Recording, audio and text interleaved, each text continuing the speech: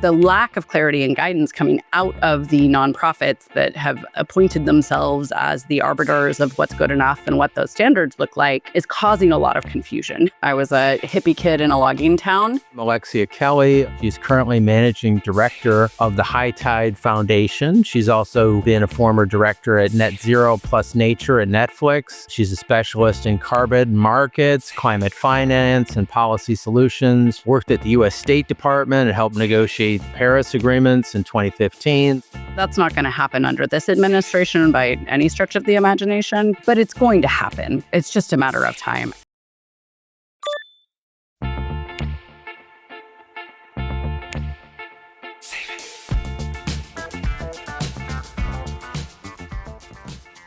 You're listening to A Climate Change. This is Matern, your host. I've got a great guest on the program, Alexia Kelly. Alexia has done a lot of different things. She's currently managing director of the High Tide Foundation. She's also been a former director at Net Zero Plus Nature at Netflix. She's a specialist in carbon markets, climate finance, and policy solutions. She worked at the U.S. State Department and helped negotiate the Paris agreements in 2015. So a wide-ranging set of responsibilities and career. Welcome to the program, Alexia. Thanks so much for having me, Matt. Great to be here. Well, I always like to go back to the origin story of what brought you to this area in the beginning, like childhood or adolescence, whatever. So I grew up in the Pacific Northwest, actually out in rural Oregon. I was a hippie kid in a logging town, which meant that I lived the tension between natural resource conservation and extraction, the impact that had on ecosystems and livelihoods. And so really always grew up with a strong interest in environmental issues. It was not until I was in graduate school or undergraduate that I realized that you could actually have a career working to solve some of the challenges that I grew up facing and feeling like were really much bigger than I was. And so ended up going into urban planning, spent a summer in Europe learning about everything they were doing there between my first and second year of grad school, and realized both how far behind the United States was and also how urgent the climate crisis was. And so came back and said, this is what I'm dedicating my career and my life to. So I've worked in and around the climate change space for more than almost 20 years now, which is hard to believe. I turn around twice and here we are. But it's been a fascinating journey. And I think the space has moved a lot. We've made a tremendous amount of progress, but we have a lot further to go as well. Tell us a little bit about your journey to the State Department and the negotiating tables at the Paris Accord. That must have been a pretty heady experience. Yeah, both really pivotal moments, I think, in our climate change action globally. When I was coming out of undergrad, I was trying to decide whether I went straight to DC and clawed my way up the policy ladder, starting out kind of as an intern fresh out of grad school, or wanted to work in a smaller market and gain some experience, and was fortunate enough to secure a position at the Climate Trust, which was actually the first regulation of greenhouse gas emissions in the United States. So in 1997, the state of Oregon passed a law that required new power plants that were built in the state mitigate a certain portion of their CO2 emissions. And one way they could comply with the law was by making a lump sum payment to an independent qualified nonprofit who would then go out and invest those funds into emission reduction projects. And so I ended up not on purpose, but just by accident, sort of getting into this greenhouse gas accounting and carbon market space, because we were literally writing the first methodologies for how you go through and quantify the impacts of mitigation actions broadly. And I think I just got the bug because as challenging as carbon markets are, I still don't see a path to how we mobilize large-scale climate action without really making sure that we have the fundamentals of greenhouse gas accounting in place, right? We have to know, are the things we're doing to try and mitigate climate change actually working? What net impact are they having? And how do we verify and make sure that that mitigation outcome and that climate impact persists over a very long period of time? And so that really has been the project of carbon markets since the very beginning. So I was there for about 3 years leading our work on policy. And this was, right when the California Cap and Trade Program was getting stood up and designed. The Global Warming Solutions Act of 2006 passed AB 32. And that really precipitated kind of a whole move towards what we thought was going to be federal regulation. And so after 3 years leading the policy program at the Climate Trust, I was recruited to join the World Resources Institute. And it was right when we were really getting serious about federal legislation. And so I picked up and moved to DC to go work with Congress on how you design a cap and trade system for the US. We never thought that that would be our last bite of the apple, but when Waxman-Markey ultimately failed in the Senate, in 2011, I got very interested in working internationally. It was always a dream, and I had never had the opportunity to do that. And so the position at the State Department came up, and I was brought on to help design and implement a program called the Enhancing Capacity for Low Emissions Development Strategies under the Obama administration, which was kind of our flagship climate-focused international development program. So we really designed that. And then our carbon markets negotiator at the United Nations Framework Convention on Climate Change got recruited to be the climate finance negotiator overall. And they said, "Hey, you know something about carbon markets. Here you go." And they dropped me off in the chair in Tianjin back in 2010. And we spent 6 years negotiating the Paris Agreement and really trying to make sure that we got the emissions trading rules, what ultimately became Article 6, right.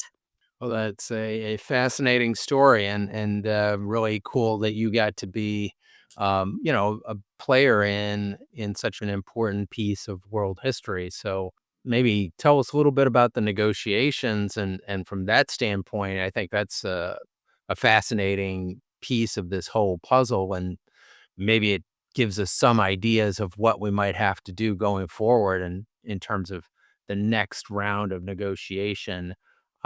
I guess reading the Paris Accord as a lawyer, I looked at it and I was kind of surprised that it was so short. And I was thinking, oh, this thing is filled with loopholes. It's you know, um, I mean, it's a great kind of statement, like a declaration of independence that, hey, this is what we are aiming for aspirationally, which is valuable. But as a lawyer, just feel like, I don't know if I could hold anybody's feet to the fire really effectively with this document. Yeah, and that was not an accident. While it is a legally binding international treaty, the way in which it was written was necessitated both by the need to get it ratified by the US Congress and by the fact that in order to kind of level the playing field and to bring developing countries to the table and to get all countries kind of making a commitment to contribute to solving the problem, we had to really loosen the aperture on what approaches companies might be taking to undertake climate action and to implement what ultimately became nationally determined contributions. So they are called nationally determined contributions because they are nationally determined, right? So every country decides for itself how much emission reduction effort, how steep their targets are. Obviously, we're doing kind of calibration and global stock taking to understand um, how well we're doing relative to what the science and the IPCC is telling us is necessary in terms of scaled emission reductions between now and mid-century. But it was an absolutely fundamental kind of prerequisite that from the US's perspective, and I think some of the other major emerging economies, that we had everybody at the table, right? So the US was not going to negotiate a deal that did not have India and China and South Africa and some of the other rapidly growing emerging economies that were major emitters as well at the table and contributing as well, largely because that had been one of the big things that had hung us up with Kyoto, in terms of getting congressional approval and acceptance of the deal. So the Paris Agreement is really a normative agreement. It is, in essence, guidance for countries around reporting and is the framework we're using to catalyze action and aligned kind of work globally, but it's much lighter touch than the previous system under Kyoto, and the oversight and transparency mechanisms are there, and they are robust, but they do not function the same way that they did under Kyoto by any stretch of the imagination. Right. Well, the irony is we were concerned about China not getting to move the ball fast enough, and they are doing it on their own faster than we thought or they thought, and they're maybe hitting peak emissions this year, which is earlier than it was expected. And I think it's due to kind of market forces that they can do, you know, have cheaper electricity with solar and wind, and the market is really going to dictate this more than goodwill and tree hugging sentiments that either we win the technology war and make this cheaper and more efficient for everybody, or we don't. And I think China is a good example of they are doing it, and they've got. I think I read today, just they have 100 or 150 electric car companies. I mean, it's just crazy. Like the amount of competition they are really doing, and kind of putting Tesla, to shame because of the effectiveness of just the technology, and which will cut China's demand for fossil fuels dramatically and, have a lot of good benefits, down the road, like maybe, hurting Russia's, wartime economy. Absolutely. I think it's interesting because one of the things that people talk about less in the context of the negotiations, but is the role of technology. We actually have a whole negotiation stream dedicated to IP around technology and how do we do technology transfer in a systematic way from developed countries where it's mostly developed and invented and rolled out to emerging economies where they really need it. And the investment that the US government made for decades in scaling and testing and innovating on renewable energy technologies through the National Renewable Energy Labs and the DOE, the full network of DOE labs, really helped, I think, lay that groundwork for solar and wind, and now even solar and batteries to be the least cost resource on many grids around the world. And I think a lot of that early investment by government and by strong policy in building the technology in the United States has had just incredible knock-on effects in other markets and other places. And with China's, production and industrial base, they've just been able to pick up all that and run with it. Right, and that's why they are so far ahead, I think, at this point on deployment. They've also been building coal plants, right, at a rapid pace as well. And so as I think the developing countries, grapple with how they grow in the context of climate change and how they transition a system where we now have a lot of new fossil fueled assets that have been constructed in emerging markets. You think about China, you think about India, you think about Vietnam, who've invested heavily in their coal system, because they have coal domestically and it was the cheapest. It's not anymore in most instances. That whole transition is gonna be a whole other set of things that we're gonna have to solve for as we think about the economic transitions in many of these markets. And so it's really interesting to see that global interplay and how do we put those systems together in a way that they work more effectively to enable that virtuous cycle of innovation, technology adoption, scaling, and then global deployment. Well, I wanna go back to something you said earlier about the accounting piece. My bean my bean counter brother would, wanna hear more about accounting, and I think that it's kind of fascinating. I think you framed it well in terms of, at the end of the day, we've gotta account for this stuff and know what's the best solution and kind of take off any kind of, biases that we might have and say, "Hey, what really works and what is moving the needle?" And tell us more about, hey, how you have done the accounting, how is it getting better, and maybe what are the things that you see are the most effective?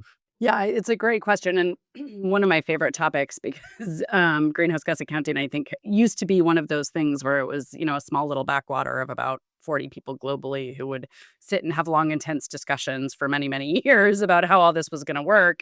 And has really, I think, in the last few years taken center stage, particularly as we've pushed more of the accounting into the voluntary space and onto the greenhouse gas inventories. So greenhouse gas inventories, of course, are the estimated emissions of companies and countries and municipalities, using a variety of sources to help us understand, okay, these are the emissions that I am responsible for based on my business operations or based on my geographic boundaries or based on my governance and territorial oversight functions. And so that piece of the puzzle has become incredibly important. And I think we're in a real moment now where, with the focus on so-called direct decarbonization versus market-based decarbonization or carbon credits, we've heard from a lot of folks that there's this sort of, in my view, misinformed sense that if it's a greenhouse gas inventory, it is the infallible ledger of truth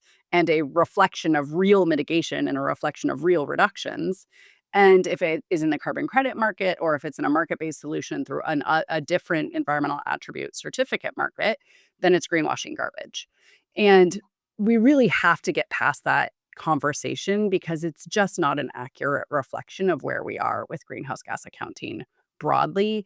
And I think it really hurts our ability to design an interoperable system that does what we need it to do, which is to do a good job of measuring emissions the best we can, and also a good job of measuring the outcomes of the mitigation actions or the things we're doing to address the climate crisis and reduce emissions overall.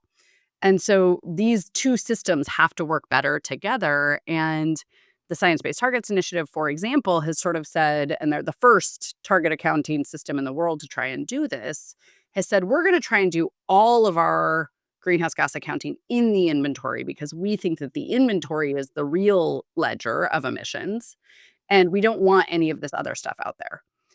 Now, side note, it is very important that companies focus on decarbonizing their supply chains. So no one is saying that that's not an important priority or that they shouldn't be doing it.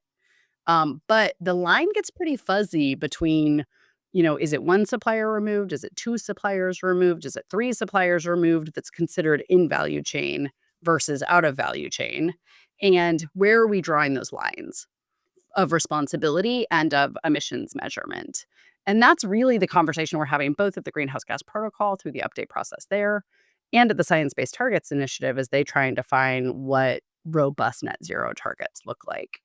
And so hopefully we're turning a corner on that. And I think folks are starting to realize that at the end of the day, these are all emissions estimates and measures. And I know we want to talk about the role of AI and remote sensing. And I think that's a really important new development in the space. But right now, we rely on pretty rough estimation tools kind of across the board to do greenhouse gas accounting and measurement. And so we have a lot of work to do to continue to build out those systems so that they are the most accurate reflections of both our greenhouse gas emissions sources and sinks and the most accurate reflection of mitigation actions and their impact that we're undertaking. So you believe that these mitigation techniques and the carbon credits are a necessary thing going forward. And I guess the related question is, given that, which ones do you think are the most effective, if you had to say? Yeah, I absolutely do. If you think about the way in which commoditized supply chains work, for example, right, there's no getting away from doing market based accounting because it's not going to be possible for me to put a solar panel on every single building that I own. Where we can and where it makes sense, you should do that. But in other instances, you're gonna have to invest in a larger solar facility that's, either attached to your grid 2 counties over or maybe even on a different grid. If what we're really focusing on is the net emissions impact of our actions, right? If we're focusing on impact to global atmospheric emissions levels. So carbon credits, and not just carbon credits, but other environmental attribute certificates as well. So think about sustainable aviation fuels, think about renewable energy certificates, all of the things that we do to measure and move the emissions impact of different interventions in different places. That set of systems has to work better than it does today, and it's going to be absolutely essential to scaled action and to making sure that we are pricing the externalities of the economy in a way that drives real change. So I'm a vocal and sort of unapologetic advocate for market-based approaches to solving environmental problems. I think we've seen that they can be incredibly efficient and effective, and it's really hard. So there's been a lot of, noise, and there's been a lot of criticism, some of it legitimate, some of it less legitimate. And that in the last 2 to 3 years has really unleashed a wave of change in the carbon market and a set of reform efforts, largely driven by the Integrity Council for Voluntary Carbon Markets. So I don't know if you're familiar with the ICVCM, but what the ICVCM was established to do was to both identify and address some of the quality issues in the market, to create a standardized threshold benchmark standard for what quality looks like in the voluntary market, and to help us really chart a path forward on where the market needs to go. Because the history of the carbon market is that people knew these things were happening. It was highly fragmented. It was completely unregulated, and it still mostly is unregulated for the voluntary market portions of it. And what that's resulted in is a bunch of nonprofits sort of standing up saying, "Hey, there's a gap here. Somebody needs to fill it. So we're going to take a run at actually measuring and issuing certificates that reflect, the impact of these actions that are being implemented." That's, what we call the standards and registries in the market. So think of names like FARA and the Climate Action Reserve. Those are all examples of registries that operate in the market. We have more than 60 different standards operating in the carbon offset space right now globally, which, in my opinion, is a huge problem. But there's only one standard that represents the vast majority of issuances to date, and that's Vera, which has been significantly beleaguered, but also kind of at the forefront of just figuring out, like, how do we write these methodologies? How do we quantify the impact of these actions, and what does that look like? So, this quality benchmark threshold that we've developed, there's a two-tick process under the ICVCM. The first is what we call a CCP eligibility check, which means that we go through and look at the governance of the standard to make sure that it conforms with the requirements of both the ICVCM rulebook and CORSIA, which is the international rule set for the aviation sector, which is the first and only globally applicable sector-specific climate change mitigation policy that's ever been successfully adopted. And so we check to make sure that your governance systems are in place. And then we go through and we look at the methodologies that the standards have developed to make sure that they conform with our rule book, which we call the assessment framework. And so that two-tick process, if you have a CCP labeled credit, that's the kind of mark of approval of the ICVCM.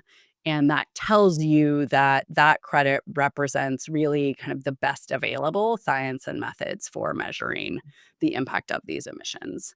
And we're starting to see the impact of that take hold. So we're seeing significant increases in pricing benefits for CCP labeled credits out in the market.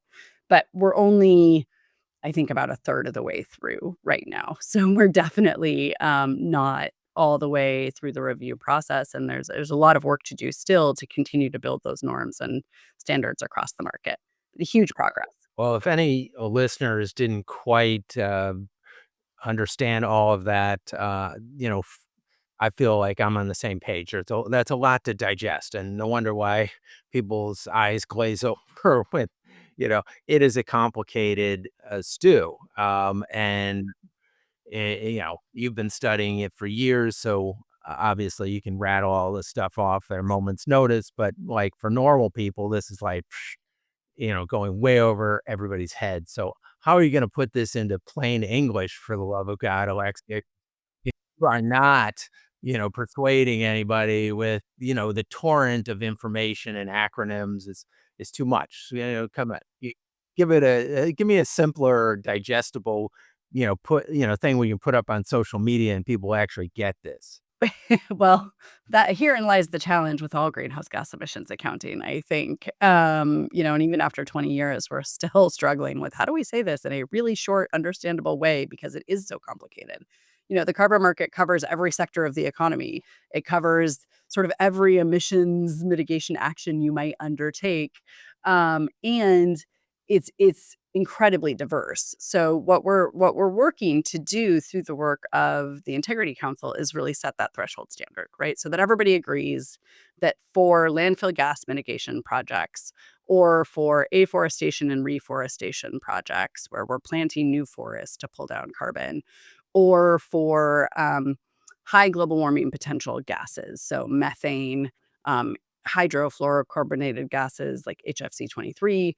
Those types of mitigation actions have one rule set that everybody's using and agrees represents the right answer. Because right now we have about 40 different rule sets. So, really, what we're doing is pulling them together into one so that we can all say, yep, this represents the best available science and the best available methods and data. Are you saying this would be globally or It's globally applicable. And I think one of the things we were gonna talk about was just this convergence of the regulatory and the voluntary, and this is a good time to talk about that a little bit too, because as I noted before, a lot of what happens under the Paris Agreement is largely voluntary, and it leaves a high degree of discretion up to the various countries and how they wanna design their programs and whether or not they participate or engage in international emissions trading. And so what that means is that there's a lot of countries right now that are implementing the rule set that just got agreed under Paris for how all this is going to work, all this complexity and acronym filled jargon, this rule set. They're working now on writing their own rules domestically for how this is going to move forward. And many of them are looking to the ICBCM and some of this international best practice to help inform okay, here's the rules. So the goal with all of this is to get to a globally coordinated and interoperable market that really enables us to unleash the power of the private sector and to get money flowing into the lowest cost mitigation actions that meet our high integrity standards as quickly as possible.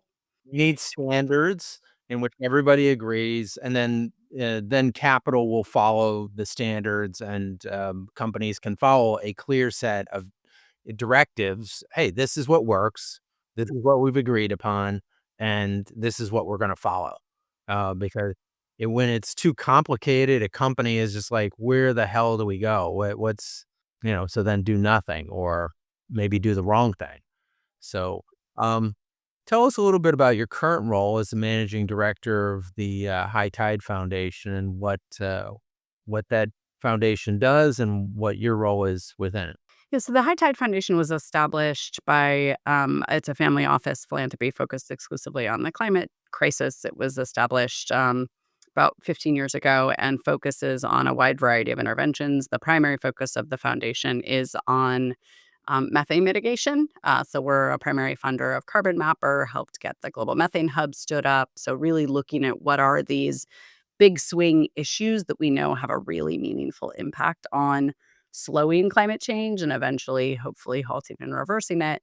And then also a focus on carbon markets.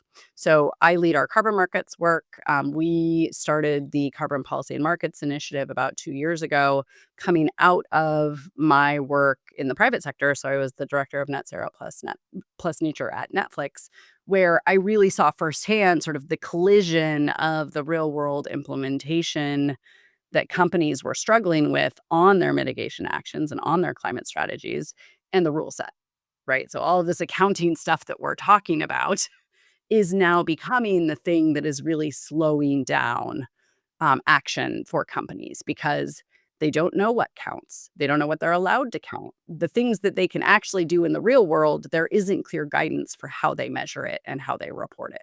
And so we're at this real inflection point right now in this space where I think there's a lot of companies who are more committed than ever. And even under this administration, we're still seeing them stay the course and remain committed to these really ambitious targets that they set and the net zero goals and other goals out there where they're looking at making really significant emission reductions and investing hundreds of millions of dollars to decarbonize their operations. And that is a really good thing. And we really need to make sure they all stay in the boat.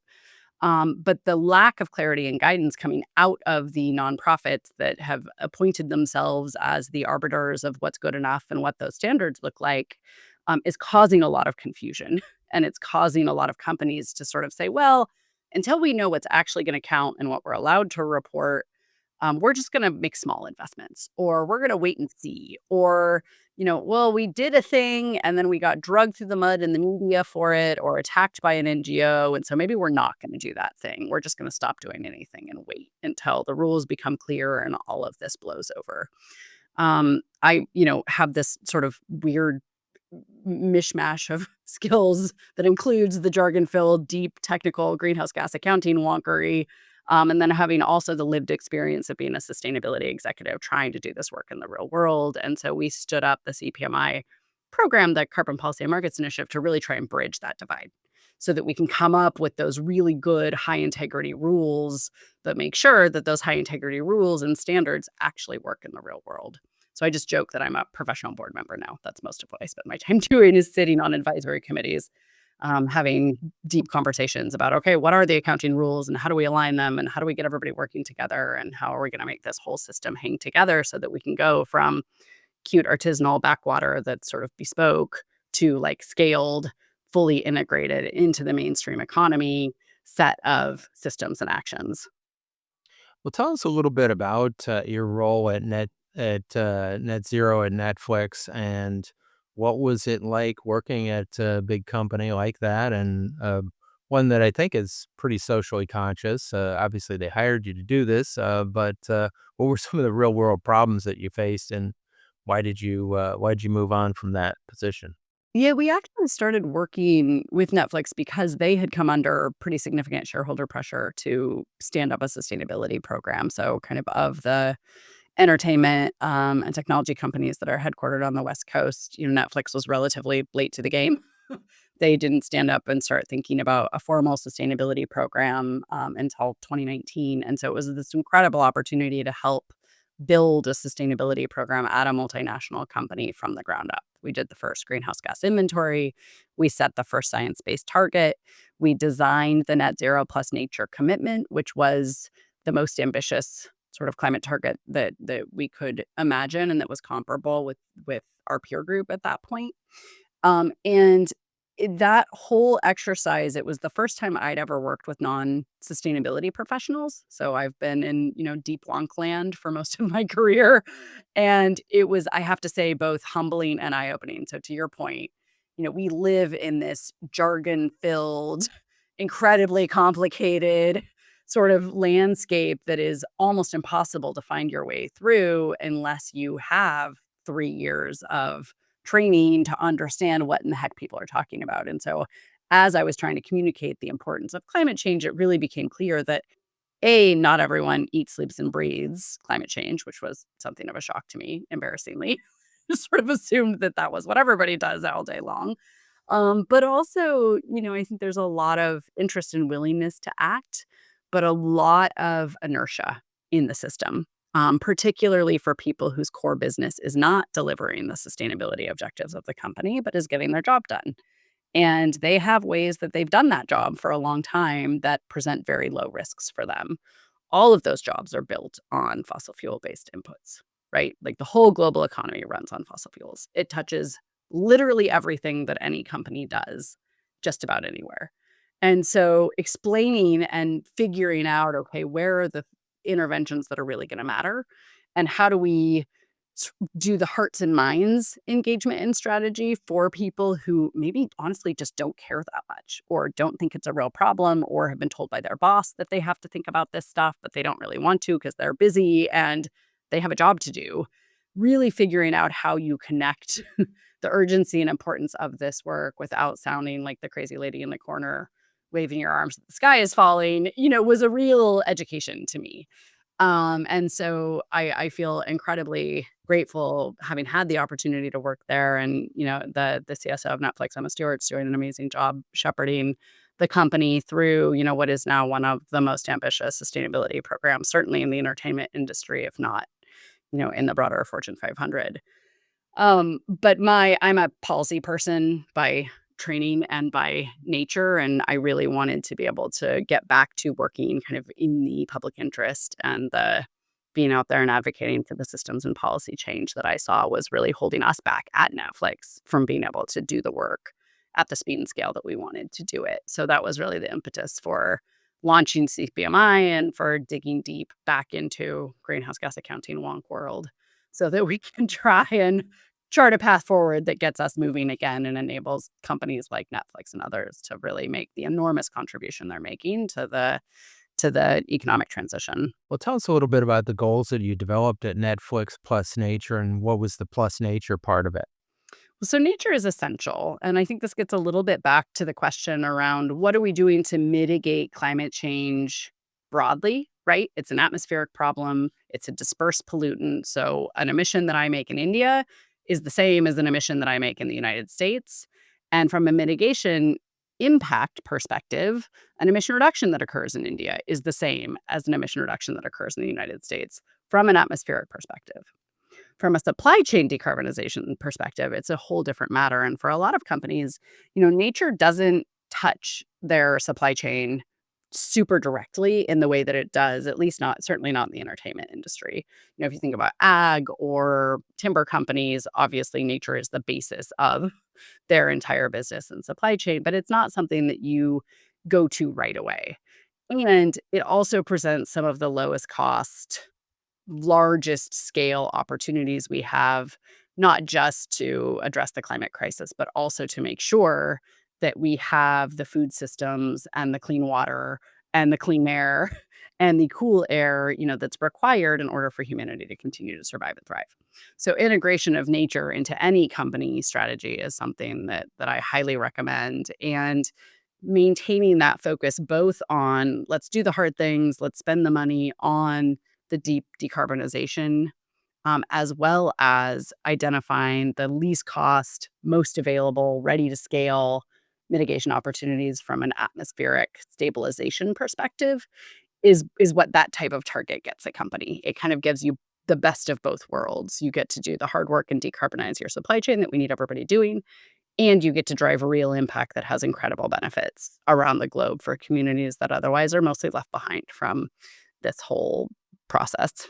Well, tell us just some concrete examples about what Netflix did in terms of their nature program, and maybe a win or two that they had regarding reducing emissions directly or indirectly. There is one of the deals. I was actually just in Kenya a few months ago, visiting one of the projects that I had purchased, when I was at Netflix. We had a fairly large carbon offset portfolio that I helped construct. You can check it out in our ESG report.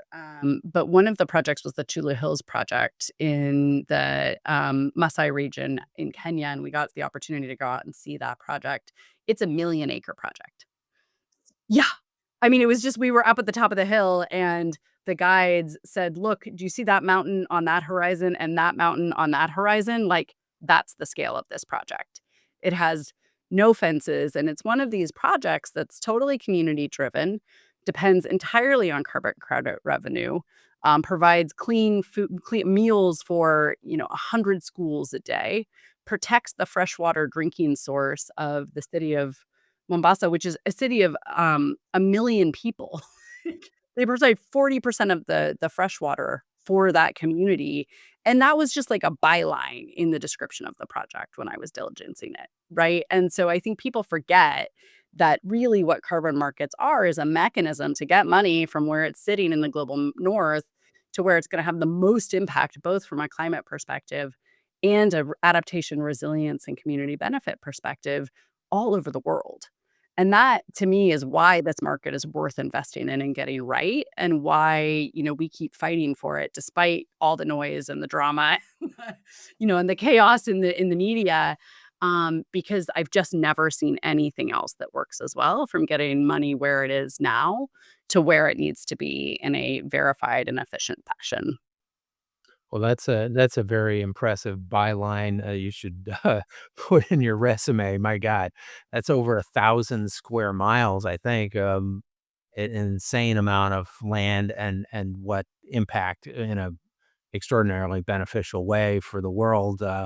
You must be doing great work at your new job to put that work that you were doing in Netflix. If putting 1,000 square miles away wasn't good enough for you. Oh, we've got big plans, and we're actually in the process of putting together what we're calling the Verified Carbon Market Roadmap, which is a real vision for the future of the market. So how do we move it from where it is today to where it needs to be? And our goal is to deliver 5 gigatons of abatement globally, by 2035. So we wanna be out there. Tell us what that means. Yeah, so 5 billion tons is about 10% of the annual emissions of the globe on an annual basis. So it's a significant increase from where the market is now. Last year, the market was valued at about $750 million. So it was much, much smaller than that. And Vera just hit 1 billion tons a couple of years ago of issuances in total over its entire 10-year life.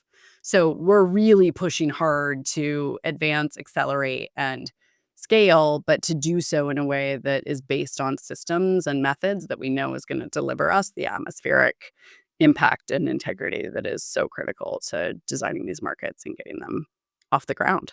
Well, Alexia, I appreciate your time that you've given us and the education.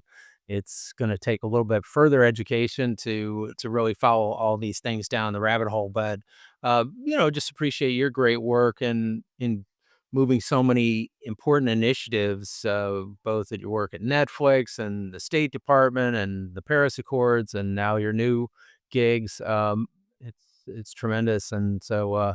Love to keep in touch and tell everybody where they can find you and follow what you're doing and contribute to it. Absolutely. You can find me on LinkedIn. I'm there and quite vocal, and really appreciate the opportunity to chat with you, Matt. And thanks so much for the work you guys do on this important podcast. And looking forward to continued conversations.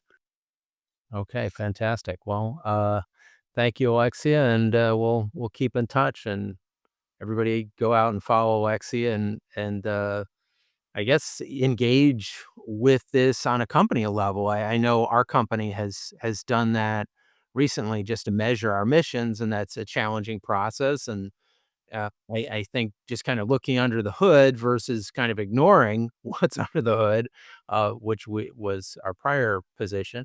And then the next step is to actually go out and try to mitigate it directly. Some of it is maybe more easily mitigated and some of it a bit harder. So then we've been looking at carbon markets and where do you buy carbon credits and what are the best ones. And it's a challenging process. It's not super easy. No doubt, but it is definitely an incredibly important part of a balanced climate action strategy. So thanks for doing that, and happy to help folks figure out how to engage. That's what we're here for. To learn more about our work at A Climate Change and how you can help us reach our goal of planting 30,000 trees in the Amazon this year, visit aclimatechange.com. Don't forget to subscribe to our podcast on Apple, Spotify, YouTube, or wherever you get your podcasts. If you like this episode, please share it with a friend. See you next time.